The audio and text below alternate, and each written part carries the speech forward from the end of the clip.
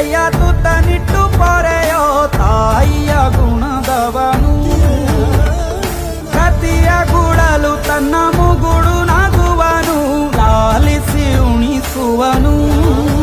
ಗೀತೆ ಬೋಧಿಸಿದ ಕೃಷ್ಣ ಇವನೇನೋವ, ಬಲ ಭೀಮನಿಗೂ ಬೆವರಿಳಿಸಿ ತೊಡೆ ತಟ್ಟುವ. ಹೆತ್ತವರ ರೀತಿ ಕನ್ಯಾದಾನ ಕುಂತಲ್ಲಿಯೇ